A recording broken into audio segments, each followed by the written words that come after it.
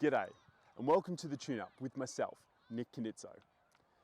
I love cars, all cars, big and small. And this channel is about bringing those cars to you and giving you an honest review of what it's really like to drive one of these cars. So come with me as we dive into the first car of the series, the Honda S2000, which, spoiler alert, is a terrible car. And I know that sounds like a crazy statement because these cars are loved across the globe, but bear with me, keep watching, and I'll explain why. Come on.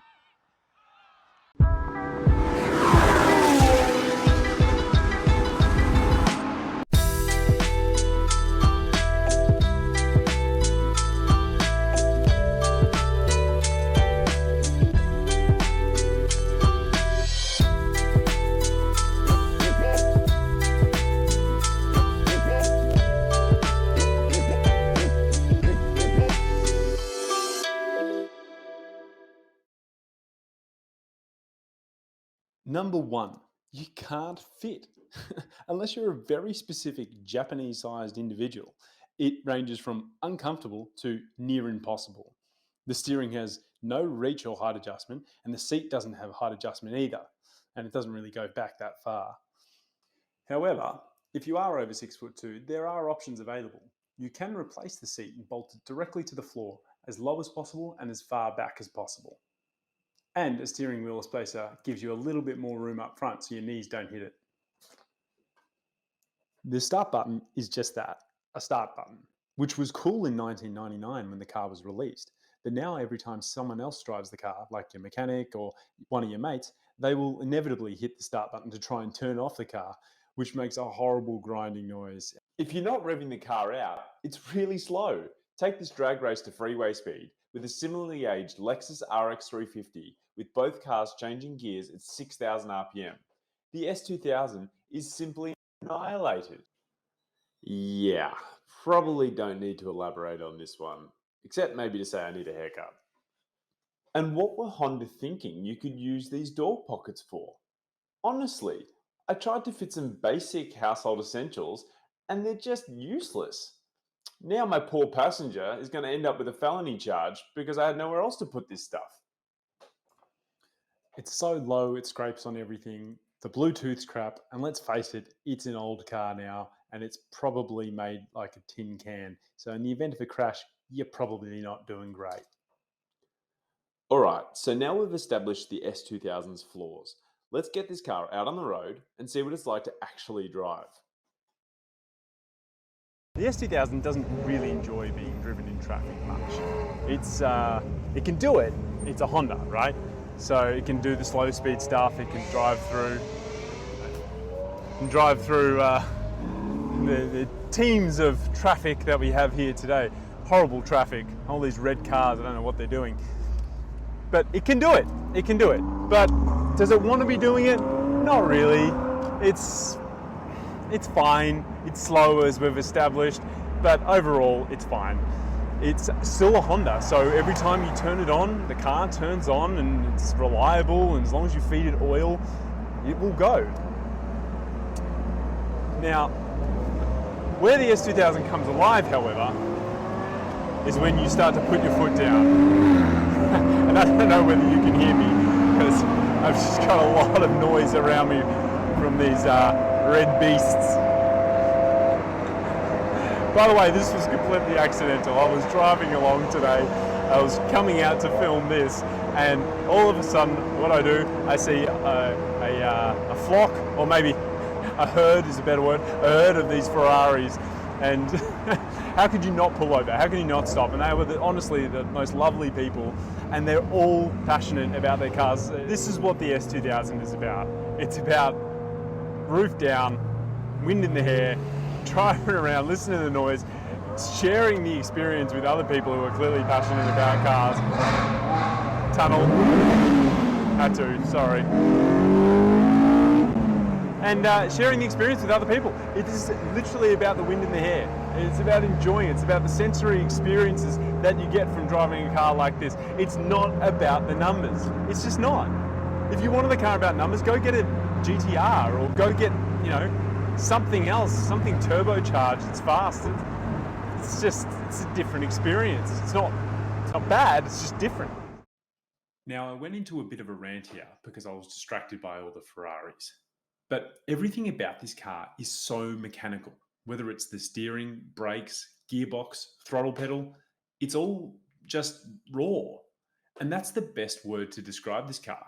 I keep coming back to that word because you find yourself changing gears just because you can, because it feels so good and it's so rewarding. Or you hit that VTEC crossover point just for a laugh. For all the flaws that comes with it being such a raw car, that single-minded focus that's been engineered into it comes through the moment you start driving. And that's what makes it feel so special. One of the first things you notice when you get out to a mountain road like this is how immediate the steering is. It's so precise. As soon as you turn it in, the car is doing something. Now, it's not as good as what it could be. This is one of the first implementations of electronic power steering for Honda. And whilst it's fine, and by modern standards, it feels good, compared to the hydraulic racks of the similar era or something like a Lotus or something like a McLaren, it definitely does lack feel. However, this doesn't stop the car from being so enjoyable to drive at the limit. And that's partly because where the engine is actually located.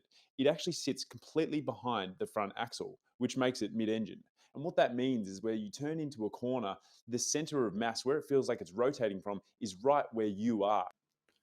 The brake feel is really natural, not too bitey, not too spongy. And they definitely hold up to repeated use on roads like this. You can also lean on them if you come into a corner a little bit too much speed, and it just feels right. The positioning of the brake pedals is absolutely perfect too, so heel towing is a dream. In conjunction with the gearbox as well, which is one of the best fitted to any production car, it is just an absolute pleasure to be slotting through up or down the gears. The crowning jewel of this car is the engine, the 2-litre, 9,000 RPM revving 4-cylinder that made 125 horsepower per litre in 1999, which is just mental.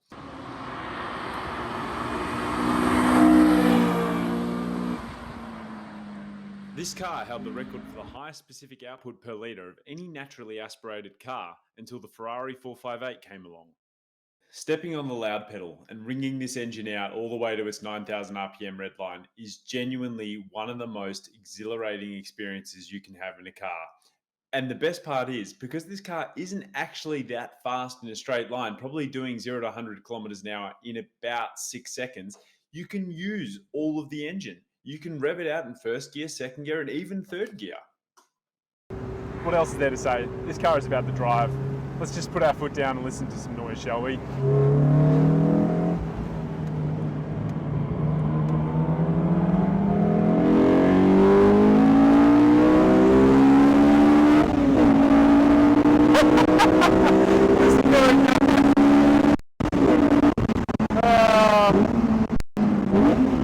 Oh God, this just puts a smile on your face every time. Looking at some of the competitors for the S2000, we have the 370Z, which can be had in a coupe or a convertible, as well as manual or automatic. Now, that car is quite fun to drive, although it doesn't have the precision of something like this. Another competitor for the lightweight manual rear-wheel drive sports car is the Toyota 86 and Subaru BRZ. These cars launched in 2012, are great fun to drive, although the early models had an anemic and coarse-sounding engine that seemingly hated to be revved out. If a convertible isn't a must, however, then the new car with its upgraded 2.4-litre engine is a serious contender. Though not as raw as the S2000, an early Porsche Boxster is also an obvious rival. In the higher spec S guys, then these cars had impeccable road manners and a keen engine that liked to be revved out. Although be aware that this generation of cars had issues with IMS bearing failures that would lead to engines grenading themselves. Of course, we have to mention the Mazda MX-5, which is probably its main competitor. They're both two-seat, lightweight, rear-wheel drive sports cars, and the MX-5 is a load of fun. It is very different to the S2000. It's much less hard-edged and has more body roll, and it's a bit more playful, but it really is a good car too. I give the ride comfort 3 out of 10 spark plugs, as the aftermarket seat and suspension were pretty stiff.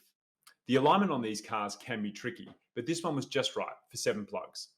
The car's not great down low, but overall it's not slow either, so 4 plugs. They can sound a bit ricey, but I love the sound of a high revving NA motor. 7 plugs. Look at that dumb grin on my face. 9 plugs. I give the boot storage a 3 out of 10. Whilst it did almost fit me and is surprisingly large and can actually fit a full set of golf clubs, you're probably not going to want to do your IKEA shop with it.